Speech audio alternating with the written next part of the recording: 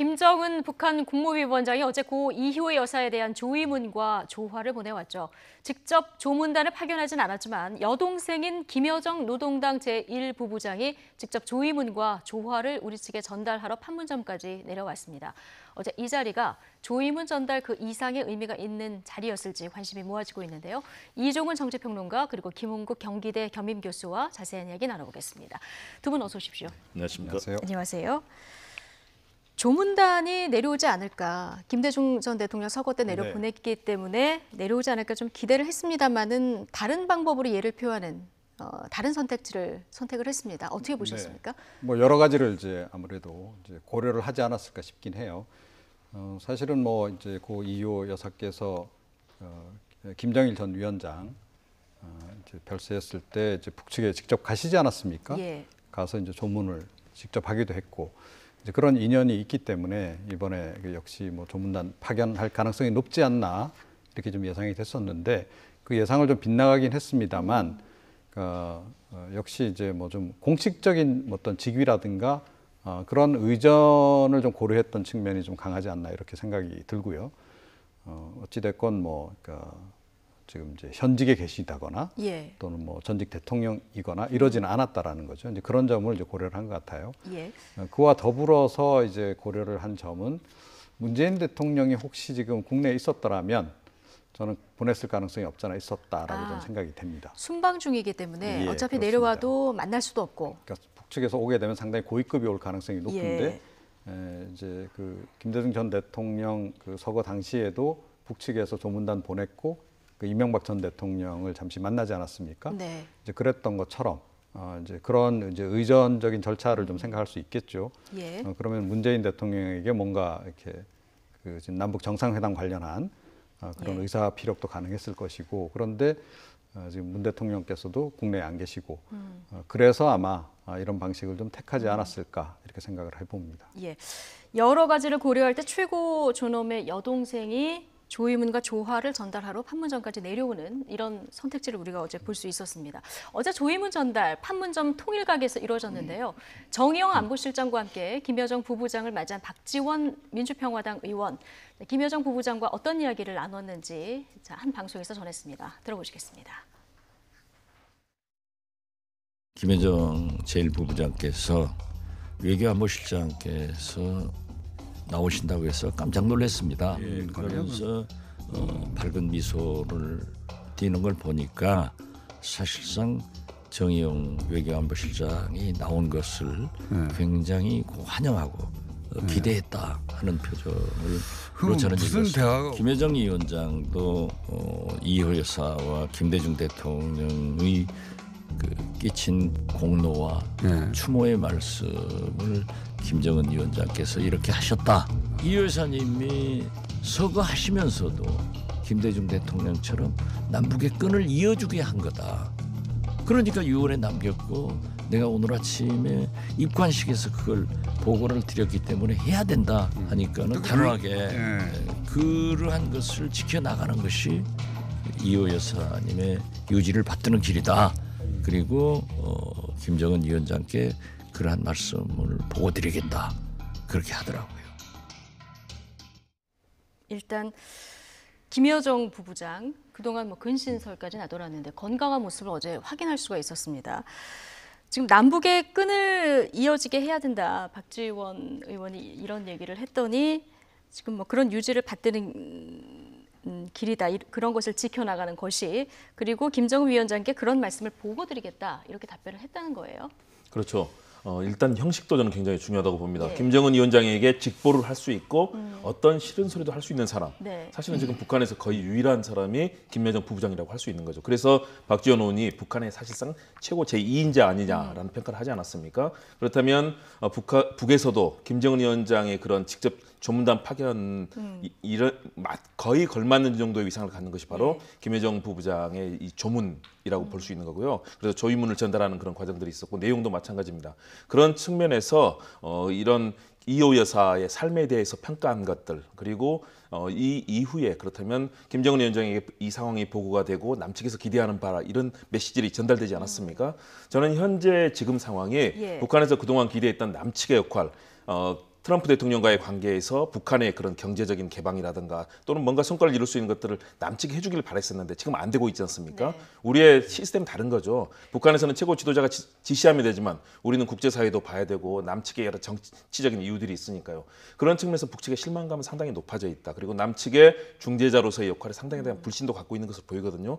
그렇기 때문에 남북 관계가 현재 좀 상당히 어려운 측면도 있고 북한이 직접 북미 대화의 라인도 만들고 있는 것 아니겠습니까? 이런 측면이 반영이 돼 있지만 김여정 부부장이 가지고 있는 위치라든가 또는 우리 측에서 계속해서 북한에 대해서 설득하고 노력하는 이런 과정들 그리고 어제 문재인 대통령이 그런 얘기들 종합적으로 해본다면 결국 북한에서 앞으로의 남북 관계 그리고 북미 관계에서 기대할 수 있는 그 가능성들을 만들어가는 과정이다. 그리고 남북 간의 소통을 통해서 만들어내는 것이 필요하다는 것을 다시 한번 김여정 부부장과 또 김정은 위원장을 통해서 이제 그 남북 간의 그 소통이 되는 과정이라고 판단한다면 그런 의미에서 이제 김여정 부부장을 보냈을 것이다. 그렇습니다. 그렇기 때문에 단순한 조의문 전달과 조화의 전달만이 아니라 그런 것들을 만들 수 있는 과정이다. 대신에 북측의 그런 실망스러운 시각도 있기 때문에 이 부분을 만들어가는 것이 우리의 외교력이고 또 정치력이다라는 측면에서 문재인 대통령의 어깨는 또 무거운 상황이라고 봅니다. 예, 북한에서 이제 김여정 제1부부장이 내려왔습니다만 우리 측에서도 사실 조의문하고 조화만 받으려면 유가족 대표, 뭐 차관 정도 가도 되는데 정용 안보실장이 갔거든요.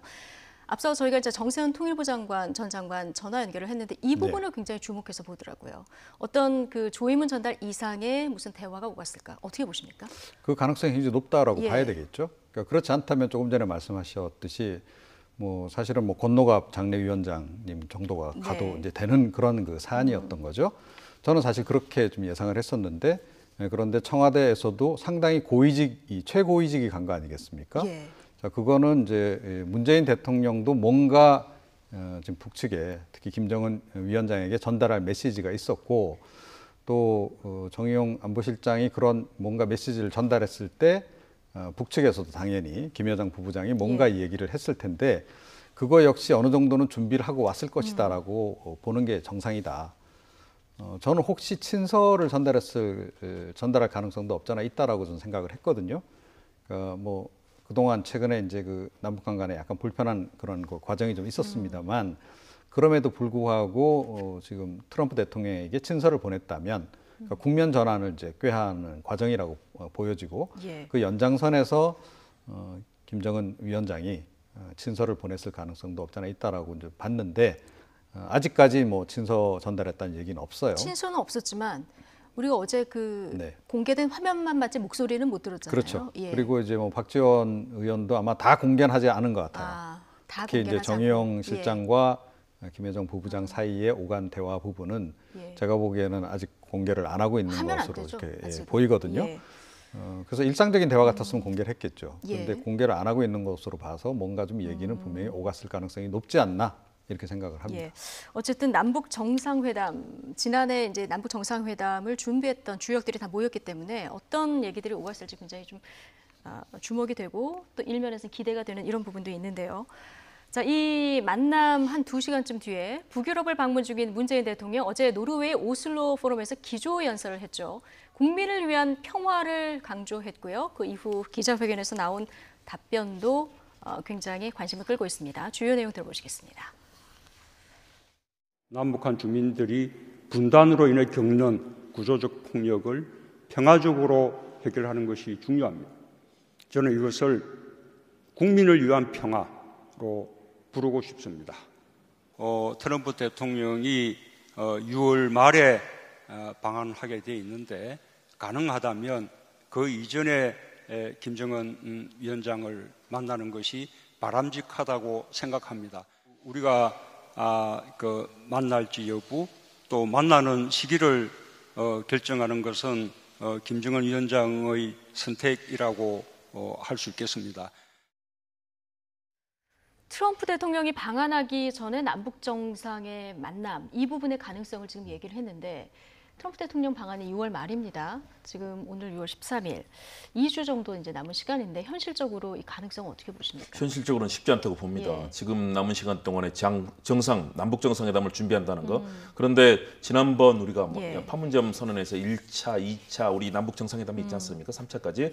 그러면 판문점에서 갑자기 만났던 그런 상황도 있었거든요. 예. 그렇다면 형식이라든가 그동안 있었던 정상 간의 그런 틀들을 최소한 내용을 가지고 만나자라고 한다면 예. 저는 만남이 불가능한 것은 아니라고 봅니다. 그렇기 때문에 문재인 대통령도 적극적으로 6월 말 북미 정상회담 전에 만나자라는 예. 제안을 다시 한번 한 것으로 보이고요. 그렇다면 여기에 대한 공감대를 만들어 간다면 그렇기 때문에 저는 김여정 부부장이 돌아간 이후에 김정은 위원장에게 우리 남측에서 더군다나 뭐 박지원 의원이라든가 남북관계 최고 정통한 분이고 또 정의용 실장 같은 경우는 사실상 예. 대통령 바로 다음에 우리 외교안보를 총괄하는 분 아니겠습니까? 그런 측면의 메시지를 상당히 중요하게 판단할 수 있기 때문에 가능성이 분명히 열려 있다고 봅니다. 예. 그리고 문재인 대통령이 가장 중요한 것은 70년 동안의 적대적인 감정을 녹이고 있는 과정이다. 우리가 단박에 어떤 통일의 길들을 만들 수는 없다. 그리고 한반도의 평화 이런 이 전체적인 국제사회의 제재를 뚫고 바로 할 수는 없지만 하나씩 만들어가는 대화를 만들어가는 길이라는 얘기를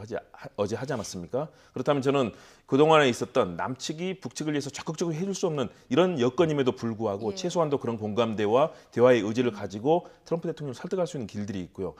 그 전에 남북 정상이 만난다면 트럼프 대통령의 이런 북미 정상회담도 훨씬 더 결과를 낳을 수 있는 생산적인 회담으로 만들 수 있다라는 측면에서 예. 남북 정상회담은 꼭 필요하다고 봅니다. 그런 측면에서 우리 사회에서 보여주는 이런 설득의 과정들, 소통의 과정들이 굉장히 중요하고 예. 문재인 대통령의 오슬로 선언도 그런 측면에서 굉장히 큰 의미가 있다. 성사를 시켜야만 되는 것이 우리 사회의 과제인데 그러나 현재 국내 정치 우리가 주도한 판문점 선언조차도 우리 국회에서 비준이 되지 않는 게 우리 현실 아니겠습니까? 예. 그런 측면에서 이걸 어떻게 국민들의 공감대를 얻어내고 설득하고 또 우리 남북이 만날 수 있는 길들을 만들어갈 것인가 우리 정치권에게 주어진 숙제라고 판단이 됩니다. 예. 근데 시간상으로 보면 현실적으로 남북 정상이 만나는 것이 좀 불가능해 보이긴 합니다만 지금 대통령이 이 공적인 자리에서 또 국제적인 무대에서 이런 얘기를 한 거 아니겠습니까? 네. 그동안 뭔가 남북 간의 물밑 대화가 좀 있지 않았을까요? 예, 뭐 얼마 전에 그 관련 보도도 예. 나오지 않았습니까? 뭐 청와대 쪽에서는 뭐 좀 개괄적인 얘기였다라고 나중에 해명하긴 했으나 예. 뭐 지금 이 상황에 가만히 있는 건 아니다라고 청와대 고위 관계자가 분명히 얘기를 했기 때문에 그러니까 뭔가 이렇게 접촉은 계속 좀 있는 것 같아요. 남북한 간에.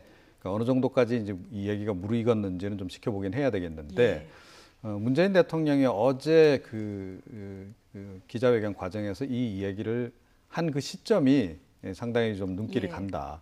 그러니까 조금 전에 이제 우리가 다 얘기를 했다시피 김여정 부부장하고 정용 안보실장이 만났고 그러고 나서 이제 곧바로 이제 문재인 대통령이 이 얘기를 꺼냈단 말이에요. 굉장히 조심스럽게 희망사항을 피력하듯이 이 얘기를 했는데 이런 정도로 이 얘기를 하는 것으로 봐서는 뭐 꽤나 지금 이제 그 진전이 지금 돼 있는 상황이 아닌가 이렇게 좀 생각을 하고요. 예. 사실은 뭐 그동안에 그 남북한 간에는 김정은 위원장하고 특히 문재인 대통령은 아주 편리하게도 만나지 않았습니까? 그런 과정들이 있었기 때문에 그야말로 뭐 비즈니스 회담 식으로 판문점에서 예. 열릴 가능성도 지금 없지 않아 있고 제가 보기엔 가능성은 점점 높아지고 있다. 형식을 간소화해서. 예, 그렇게 생각합니다. 네. 남북이 만나고 한미가 만나고 다시 북미까지 만나는 이런 흐름이 좀 연결되는 아주 순항했으면 좋겠다 이런 바람은 간절한데요. 어쨌든 이효 여사가 남북 평화 통일을 또 마지막까지 이런 또 유지를 남기지 않았습니까? 북한에서도 이걸 알고 있을 테고요. 어쨌든 이 계기로 어떤 비핵화 흐름이라든가 이런 부분에 조금 물꼬를 틀 수 있는 계기가 만들어졌으면 좋겠습니다. 자, 이효 여사 빈소에 뭐 많은 분들이 지금 다녀가고 있는데요. 어제 다녀간 분들 중에 눈에 띄는 사람이 이순자 여사였어요. 이순자 씨였어요. 예. 맞습니다. 과거 군사 쿠데타로 김대중 대통령을 사형 선고의 상황에 놓이게 만들었던 주역이 바로 전두환 씨 아니었겠습니까? 네. 그렇기 때문에 애증도 깊었겠지만 이순자 씨나 전두환 씨는 그동안에 공식 석상이라든가 여러 경로를 통해서 얘기를 했습니다. 자신들이 가장 편안했던 때가 김대중 대통령이 재임 시절이었다. 청와대 전직 대통령을 다 초청하고 직접 가서 여러 가지 설명도 들었고 이 전직 대통령들을 초청해서 그런 일들이 이루어졌다. 다시 말해서 김대중 대통령이 일부에서 비판도 했지만 용서와 화해의 정치를 펼치기 위해서 상당히 노력했고 지역 감정도 화합을 시키려고 하지 않았습니까? 이순자 씨도 아마 전두환 씨랑 같이 그런 얘기를 했을 겁니다. 우리가 그 당시에 정치권에서 체포가 돼서 사형 선고도 받게 되고 나중에 여러 가지 사면받는 과정들이 있었지 않습니까? 풍파를 많이 겪었고 지금도 지금 재판을 받는 처지에 놓여 있는 전두환 씨이기 때문에 아마 그런 감회들이 깊었을 텐데요. 그래도 본인들에게 가장 살갑게 대해주고 많은 여러 가지 여지를 남겨줬던 김대중 대통령 그리고 이호 여사에 대한 아마 추억들이 있었던 것으로 네. 보입니다. 그리고 현실 정치에서도 본인들의 그런 여러 가지 얘기들을 좀 설득력 있게 하고 싶다. 지금 광주에서 여러 가지 과거에 광주에서 있었던 여러 가지 명예훼손이라든가 이런 부분 때문에 재판은 진행되고 있는데 사회적인 네. 비난이라든가 얼마나 많습니까? 이런 측면에서 본인들의 그런 여지도 좀 넓히고 또 고인에 대해서 마지막 예의도 지킨다는 차원에서 방문을 한 것으로 보이는데요. 예. 그럼에도 불구하고 그동안에는 그런 공식적인 행보가 없었기 때문에 상당히 이채롭게 보였던 것 같습니다. 예. 발자취도 좀 닮아가면 어떨까 이런 생각을 갑자기 하게 되네요. 다음 주제로 넘어가 보겠습니다. 개점 휴업 중인 국회에 대한 국민의 원성이 높아지고 있는데요. 국회의원도 국민이 소환하자 이런 청원이 지금 많이 올라왔죠. 청와대 정당 해산 청원 답변에 이어서 국민 소환에 대한 답변도 내놓았는데 자, 어떤 답변을 내놓았는지 차윤주 앵커가 전해드립니다. 국회 파행이 길어지면서 6조 7천억 원 규모의 추경 예산안 오늘로 50일째 표류하고 있습니다. 이번 정부 들어서 제출된 추경안 중에 가장 오래 처리되지 않고 있는데 역대 최장 기록인 2000년의 107일 기록을 깨는 게 아니냐는 이야기도 나옵니다. 놀고만 있는 국회의원들 더는 못 보겠다 이런 비판 여론이 갈수록 고조되고 있습니다. 국회를 안 열면 세비 반납은 물론 급기야 국회의원 국민소환제를 도입하자는 청와대 국민청원까지 제기됐고 지난 24일 청와대 답변 기준인 20만 명을 훌쩍 넘어섰습니다. 국민소환제, 국회의원이 놀기만 하는 등 부적격하다고 판단되면 임기 전이라도 투표를 거쳐서 파면시키자는 겁니다. 청와대도 어제 청원에 대한 답변을 내놓으며 일하는 국회 압박에 나섰습니다. 대통령도 자치단체장과 지방의원도 소환할 수 있는데 유독 국회의원에 대해서만 소환할 제도적 장치가 없다는 것은 누가 봐도 상식적으로 납득하기 어렵습니다. 이제는 국회가 대답해야 합니다. 현재 관련 법안이 국회에 제출됐지만 논의는 안 되고 있습니다. 국회의원이 헌법기관이기 때문입니다. 정치적 악용 등을 이유로 아직은 국민소환제 도입이 이르다는 전망도 우세합니다. 하지만 이런 논의가 계속 제기가 될 정도로 20대 국회를 바라보는 시선이 싸늘하다는 것만은 분명합니다. 네, 국민청원에 대한 청와대 답변까지 지금 듣고 오셨는데 두 가지 의미에서 좀 따져보겠습니다. 일단 국회가 일을 안 하고 있으니까 국민들 입장에서는 굉장히 답답하고요. 세비 반납해라 이런 얘기부터 지금 국민들이 소환을 해야 된다 이 얘기까지 네. 나오는 상황 아니겠습니까?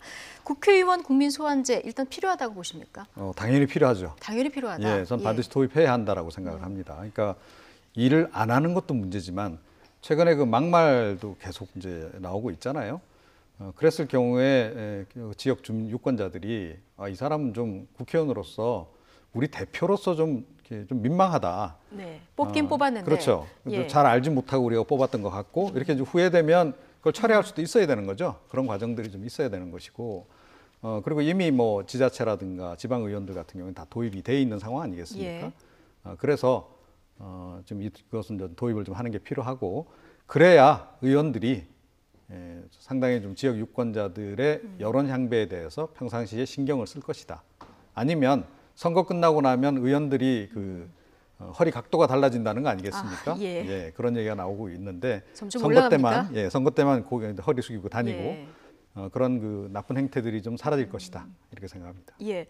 근데 지금 의원들이 법안 발의를 하기도 했는데 오남용에 대한 우려도 또 제기가 한편에서는 됩니다. 그렇죠. 민주주의의 이 기본 원칙이 입법부, 사법부, 행정부 세 축이 서로 간에 분권된 형태로 이루어져야 되는 건 아니겠습니까? 그런 측면에서 국회의원에 대한 여러 가지 신분 보장이라든가 또는 어떤 발언에 대해서 보호해주는 장치들이 그동안 있었습니다. 네. 과거 군사 독재 정권의 한거에서 민주주의적인 표현의 자유라든가 여러 가지를 얻기 위해서 만들어진 제도거든요.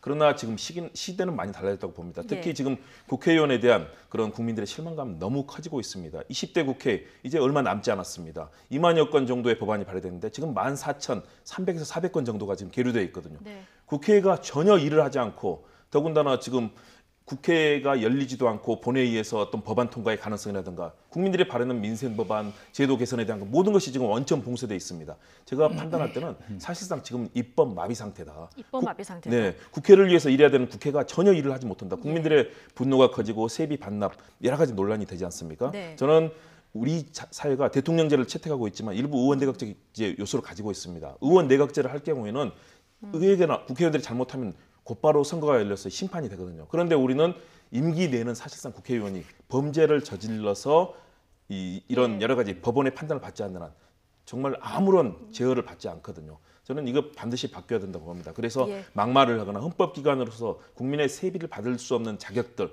더구나 자신들이 만든 법안들을 마구 어기는 상황들, 뭐 이런 상황들 지난번 국회 선진화 법안 때 봤지만 국회의장을 감금하고 여러 가지 그런 불법 행태들 벌어지는데도 국민들이 아무런 역할도 할 수 없는 상황 아니겠습니까? 이럴 때 국민들이 뭔가 제어할 수 있는 제도적 장치가 꼭 필요하다. 그렇습니다. 두 분 다 국민 소환제에 대해서는 이렇게 이제 보시는 것 같고요. 또 하나 이걸 넘어서 청와대에서 이제 국민 그 소환제에 대한 청원이 올라오니까 답변 기준을 넘었습니다. 답변을 했는데 복기환 정무비서관의 아까 답변을 들어보셨는데 이 청와대의 답변에 대해서는 어떻게 보십니까? 우선 태도부터 상당히 좀 강하지 않나요? 너무? 말투부터. 예, 그러니까 별로 친절하게 설명하는 것 같이 갖게 느껴지지 않는다라는 거고, 안 그래도 지금 강기정 정무수석이 정당 해산 관련해서 사실은 야당 입장에서는 상당히 듣기 거북한 식으로 이야기를 했단 말이에요. 예. 그 직후에 이렇게 이제 곧바로 또 이런 게 나오니까. 예. 그 근데 내용 답변 기준을 넘긴 상황에서 답변하는 건 될까요? 맞죠. 답변하는 건 맞는데 예. 그동안에 이 청원 관련해서 답변한 내용들을 보게 되면 상당히 친절하게 설명을 해주는 경우가 대부분이었다라는 겁니다. 자, 그래서 저는 그런 부분은 좀 상당히 청와대도 좀 세심하게 좀 신경을 써야 한다라고 좀 생각을 하고요. 그다음에 정당 해산 그 부분 관련해서는 사실은 강기정 정무수석이 나서기보다는 뭐 법무부 쪽의 차관 정도가 나서서 답변을 하는 그렇죠. 것이. 답변을 하는 편이 훨씬 더 낫지 않았을까. 그런데 제가 보기엔 청와대도 최근 들어서는 그 특히 그 자유한국당에 대해서 상당히 좀 공세적으로 분위기가 좀 변해가고 있는 것 같다. 그건 역시 청와대 내부의 기류를 좀 반영한 게 아닌가 이런 생각을 좀 합니다. 정무수석이 또 국회와의 소통을 가장 중요시해야 되는 역할이기 때문에 뭐 더 이런 얘기가 나오는 것 같은데 청와대 답변에 한국당 즉각 비판의 목소리를 냈습니다. 들어보시겠습니다. 그 신뢰를 복원하는 과정을 하나하나 차곡차곡 쌓아가고 있는데 청와대의 한번 행태를 보십시오. 청와대 정무라인이 해야 되는 것이 무엇입니까? 노영민 실장으로부터 한 번도 전화조차 받아본 적이 없습니다. 실질적으로 물밑 대화를 하거나 우리를 설득하는 노력은 전혀 하고 있지 않습니다. 어제 아침에 정양석 수석이 기다리다 못해서 청와대 정무수석에게 전화 한 번 했습니다. 국회가 힘들게 하고 있는 일 정말 청와대가 재뿌리고 있습니다. 현재 국회가 파행되고 있는 것은 정치적인 행위의 한 과정이라고 보는 것이지 이 부분에 대해서 이것이 소환의 대상이 될 만한 사안이다라고 규정 짓는 것은 대단히 입법 취지하고도 맞지 않는 거라고 보고 있고요. 청와대가 좀 조용해졌으면 좋겠어요. 조용히 해줬으면 좋겠다. 황영철 의원의 이 얘기까지 들었는데 어쨌든 지금 한국당에서는 정무라인에 대한 불만이 상당히 많은 것 같습니다. 노영민 비서실장에게 단 한 번도 전화를 받은 적 없다. 나경원 원내대표 얘기를 들어보셨는데 이 부분은 어떻게 보십니까? 일단은 첫 번째는 청와대에 대해서는 정말 좀 더 신중할 필요는 분명히 있다고 봅니다. 왜냐하면 정치적인 오해를 불러일으키거나 또는 여야 간의 협상이 진행되는 과정 중에서 야당을 자극하는 그런 발언으로 나가는 것들은 사실은 바람직하지 않거든요. 결국은 전국의 무한 책임은 당정청, 집권여당과 청와대가 지는 것이거든요. 그런 측면에서 전체 판을 만들고 야당을 설득해야 될 책임은 분명히 청와대나 또는 집권여당이 있습니다. 그런 측면에서는 신중할 필요는 있지만 과연 자유한국당이 또 이렇게 얘기할 자격이 있는가. 지금 문재인 정부 출범 2년여 지났는데 17번 국회 보이콧했습니다. 지금 장에 나가서 벌써 몇 달째 모든 입법을 다 봉쇄하고 있습니다. 이런 측면에서 스스로 대안을 내놓고 국민들께 우리는 이런 역할을 하겠다라는 보수 중심의 정치에 대한 대안들을 내놓고 청와대를 설득하는 것이 아니라 모든 것을 지금 파행으로 끌고 입법 마비를 사실은 주도하고 있는 것이 자유한국당 아니겠습니까? 그렇다면 스스로의 성찰도 필요하다. 판을 완전히 이렇게 깨면서 청와대 비서실장이 전화를 기다린다? 저는 먼저 전화해서 우리는 이렇게 야당으로서 할 테니 여당으로서 이걸 해달라. 청와대도 해달라고 요구하는 것이 야당의 입장 아니겠습니까? 그래야 국민들께서 야당도 정말로 믿을 수 있구나 할 테지 모든 판을 놓고 장애로 나가서 지금 떠돌고 있으면서 이 모든 책임을 더군다나 지금 국회 선진화법을 어기고 법을 어기면서 벌이고 있는 이 행태는 국민들에게 저는 분명히 비판받아야 될 정책 행위라고 봅니다. 그런 측면에서 야당으로서 비판과 불만을 얘기할 수는 있습니다. 예. 대신에 이것이 최소한도 정도에 맞아야 된다. 뭐 대통령을 뭐 북한의 대변인으로부터 시작해서 온갖 질병 이름까지 들여대면서 판을 깨고 있는 것 아니겠습니까? 저는 그런 측면에서 정치권, 청와대와 집권 여당이 적극적으로 설득하는 노력은 더 기울여야 된다. 신중해야 된다. 대신에 지금의 야당은 정말 국민들께 반성하고 자신들 스스로부터 돌아보고 국민들께 우리가 수권 야당으로서 할 일을 하겠다. 국민들이 지지해달라. 그리고 청와대 태도를 바뀌어달라. 이렇게 나가야 되는 것이지 지금처럼 무한한 이런 파장의 길로 이끌고 있는 것들은 일단은 자유한국당의 태도 변화가 굉장히 중요하다고 봅니다. 청와대도 자극할 필요는 없지만 한국당도 이런 뭐 얘기를 할 자격이 있느냐 이런 얘기를 지금 해주셨는데 국회 정상화가 될 듯 말 듯 하다 안 됩니다. 근데 한국당이 지금 경제청문회를 열자 조건을 하나 더 걸었어요. 네. 그러니까 최근에 이제 그쪽으로 더 이제 공세를 좀 확전시키고 있는 그런 상황 아니겠습니까? 더군다나 이제 경제 관련해서는 앞으로 적극적으로 대안을 제시하겠다라고 또 이야기를 하고 있는 상황이고, 그래서 이제 뭔가 판을 벌이고 싶은 그런 마음이 좀 있는 거죠. 이제 그런 공세는 근데 사실은 지금 여당도 야당 시절에 다 했던 공세예요. 그리고 저는 왜 이분들이 왜들 이러시는지 모르겠다라는 생각을 많이 하는데, 본인들 야당 시절 이런 것도 까먹고 또 계속 이제 그런단 말이에요. 그런데 계속 이런 식으로 전국이 파행되는 국면으로 간다. 국회가 정상화되지 않고 장기화된다라고 했을 때 어느 쪽이 더 타격이 크냐는 거예요. 어느 정권 하에서나 여당이 타격이 큽니다. 그럼 청와대가 여당이 타격이 손을 내밀어야 크고. 된다. 그렇죠. 그래서 좀 먼저 손을 내미는 것이 필요하고, 그런데 지금 이제 최근 한 그 1년 정도의 과정을 이렇게 쭉 지켜보면 제가 보기에는 청와대가 전혀 양보를 잘 안 하는 것 같아요. 그러니까 자유한국당은 이번에도 예를 들어 패스트트랙 그 지정 관련해서 처음엔 철회 요구를 했다가 철회 요구는 일단 접은 겁니다. 사과 요구했지만 사과 요구도 사실상 지금 접은 거예요. 자, 그리고 일단은 이제 그 열어서 합의 처리하는 부분에 대해서만 논란이 좀 있는 그 부분도 해결됐다는 거 아닙니까? 자, 이렇게 보면 그 형식적으로 보더라도 그 양보의 양보를 거듭한 그런 부분이 분명히 있는 것이고, 그럼 양보의 양보 그다음에 거듭하다 또 조건은 높이고 인사 관련해서도 청와대 인사라인 경질 계속 조조라인 경질 요구했고, 또 뭐 국정조사라든가 청문회 요구했지만 사실은 더불어민주당이 하나도 안 받았잖아요. 그런 거 지금 다 이미 과거 일로 다 지금 넘어갔고 지금 이제 현재는 그야말로 패스트트랙 지정 관련한 이 부분만 좀 남아 있는 상황이고, 뭐 개혁 특위 기한 연장 문제 거기에 대해서 이제 경제청문회 열자 뭐 이런 정도인데, 제가 보기엔 이런 정도면 수용해도 별 탈은 없다라고 저는 생각을 해요. 그리고 지금 뭐 어찌됐건 경제정책과 관련해서 뭐 공격을 많이 받겠죠. 한데 그걸 사실은 또 그런 계기를 통해서 청와대라든가 정부도 뭐 본인들이 뭐 잘하고 있는 정책을 홍보할 수도 있는 거고, 또 오해가 있는 부분에 대해서 또 설명을 할 수도 있는 거 아니겠어요? 그리고 오히려 그런 판을 역용할 수 있는 충분히 그런 그 가능성도 있는 거기 때문에 그러니까 좀 균형 있게 판단을 좀 내려야 하는데, 지금은 청와대와 여당이 한 발 물러설 때라고 저는 판단을 합니다. 야당의 의견을 어차피 국정을 이끌어 가야 되기 때문에 조금 폭넓게 그냥 받아들일 필요가 있다. 이런 또 얘기를 해주셨는데요. 자, 어쨌든 국회 정상화가 될지 이건 좀 지켜보도록 하고요. 바른미래당에서는 이번 주말까지를 이제 마지노선으로 걸었는데 이 상황은 좀 저희가 지켜봐야 될 것 같습니다. 제1야당 대표 황교안 대표 취임한 지 뭐 100일은 훌쩍 넘겼는데, 최근 이 한국당 내부에서 당 지도부의 리더십에는 어떤 평가를 내리고 있을까요? 들어보시겠습니다. 애매모호한 태도를 많이 취하고 계시잖아요. 분노나 그분들이 생각하는 그런 섭섭함을 만약에 못 들고 계시다면 그거는 지금 그 대표를 잘 못하고 계시는 거예요. 내가 본 민심은 국회를 정상화해서 투쟁을 하더라도 원내 투쟁해라. 우리 지지층에서도 그런 얘기를 들었어요. 그래서 내가 민심 들은 대로 내가 오늘 쓴 겁니다. 원내에 들어가서 우리가 할 수 있는 일이 많거든, 원내에서. 지금까지는 합격점을 받고 있다 이렇게 생각하고 있어요. 그런데 다만 내년 총선을 앞두고 좀 더 국민적 지지를 넓히기 위한 외연 확장을 하기 위한 그런 또 새로운 쇄신이라든지 개혁이라든지 또 중도층을 끌어안기 위한 노력들이 이제는 시작되어야 될 시점이 아닌가. 예, 들어보니까 3인 3색 평가입니다. 지금 장제원 의원 같은 경우는 싸우더라도 좀 들어가서 싸우자. 좀 굉장히 답답한 상황을 지금 토로했는데요.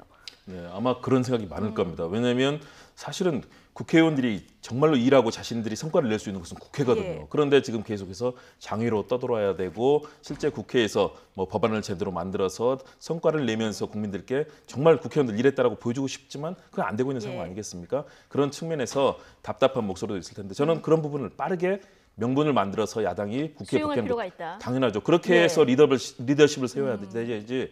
반대를 위한 반대, 계속 싸움만 하는 리더십으로 과연 설 수 있을 것이냐. 정말로 제대로 된 대안 내놓고 정말 외교안보 각 분야에 대한 지적을 하지 않습니까? 예. 그렇다면 대안을 내놓고 정말 국민들의 설득력을 얻어야 되는데 대안은 없고 오직 싸우는 투쟁의 길로 간다. 그리고 과거에 뭐 박근혜 이명박 정부 그런 여러 가지 불법적인 행태들 과거와는 지금 상황은 저는 분명히 다르다고 봅니다. 공작기관을 통해서 했던 여러 가지 그런 행태와 지금 이제 민주주의를 위해서 우리가 가야 될 길은 다른데 이런 속에서 야당이 국민들께 소통하고 또 적극적으로 공감을 얻어낼 수 있는 목소리를 낼 때 그때 야당에 대한 지지가 높아질 거다. 예. 그런 측면에서 의원들의 이제 답답해하는 목소리들이 서서히 분출되고 있는 상황이라고 보여집니다. 예. 최근에 애국당행을 선언을 했죠. 홍문종 의원 같은 경우는 좀 황교안 대표의 애매모호한 태도를 지금 비판을 하고 있는데 네. 최근에 태극기 세력으로 빅텐트 치겠다 이런 구상을 했고요. 조원진 애국당 대표도 5명 정도 영입 가능성 이걸 언급을 했거든요. 네. 친박 신당 창당 이 가능성 어느 정도로 보십니까? 네, 가능성이 점점 높아지고 있죠. 가능성이 그런데 점점 높아집니다. 홍문종 의원 발언에서 제가 느끼는 것은 어차피 쫓겨날 바에는 내 발로 나가겠다. 그리고 그 전에는 일단 명분을 최대한 축적한 다음에 나가겠다라는 결국 공천 것으로 기준이 느낍니다. 발표되니까. 그러니까 뭐 황교안 대표 입장에서는 역시 친한계를 확대시키는 데 목적이 있을 것이고 그걸 위해서 아마 새로운 세력을 영입을 해서 자기 계파로 만들기를 원하는데 당연히 친박계라든가 또는 비박계들도 그 과정에서 배제될 가능성이 높은 거죠. 자, 그래서 그 의원들이 지금 황교안 대표 견제에 나서면서 동시에 여차하에 나갈 경우를 대비를 하고 있는 상황이다. 이렇게 생각합니다. 같은 친박인데요. 김진태 의원은 홍문종 의원하고 비슷한 듯 하면서 조금 결이 다릅니다. 지금 홍문종 의원은 나가겠다 이런 입장인 거고 김진태 의원은 한국당 내에서 이제 탈당을 만료하지 않았습니까? 한국당 내에서 태극기 부대를 끌어안아야 된다. 이런 얘기를 하고 있어요. 판을 보는 시각이 다른 거죠. 그리고 자신들이 처한 입장도 다른 거고요. 김진태 의원은 나름대로 태극기 부대라든가 상당한 강경투쟁을 하는 그런 흐름들의 이 세력과 집단에서 지지를 받는 스스로의 자신감이 상당히 있다고 보여집니다. 그렇기 때문에 어떤 상황에 나가서도 자신의 얘기를 지금 하고 있는 것 아니겠습니까? 반면에 홍문종 의원의 경우는 사실은 지난번 공천을 핵심적으로 담당했었고 또 본인에 대한 여러 가지 이 구설수까지 많이 있지 않습니까? 그렇기 때문에 어려움을 느끼고 있는 것인데요. 전체적으로 판을 보는 힘에 있어서는 결국은 큰 세력이 이런 전국 상황에서는 자신을 보여줄 수 있는 판이 될 수 있다고 판단하는 김진태 의원 그리고 이 판에서는 본인이 도저히 함께할 수 없는 상황이 됐다고 판단해서 뭔가 새로운 이 구명의 길을 찾고 있는 그런 정치인 여러 가지 결로 갈라질 텐데요. 방금 말씀하신 것처럼 친한계 중심으로 세력을 결집하려고 하는 그런 과정들 또 나경원 원내대표 그렇기 때문에 최근에 만들어지는 데 대한 이런 흐름에 대해서 일부 의원들이 너무 본인들만 독주하는 것 아니냐 그런 비판 나오는 것 아니겠습니까? 아마 저는 공천으로 가는 과정 중에서 이런 목소리와 자신들의 입지에 따라서 의원들의 이런 분화가 이루어질 것이고 그 가운데 자유한국당이 과연 보수의 빅텐트가 될 것인가 아니면 또 다른 정당들을 통해서 새로운 보수의 구심점들이 만들어질 것인가 변화들이 앞으로 나타나리라고 봅니다. 그러니까요. 지금 바른미래당 내 바른정당계 의원들을 보는 또 의원들도 있기 때문에 중도 확장을 선언한 황교안 대표가 어떻게 당을 앞으로 이끌어 나갈지 굉장히 주목되는 이런 대목입니다. 이종훈 정치평론가, 김홍국 경기대 겸임교수와 얘기 나눠봤습니다. 고맙습니다.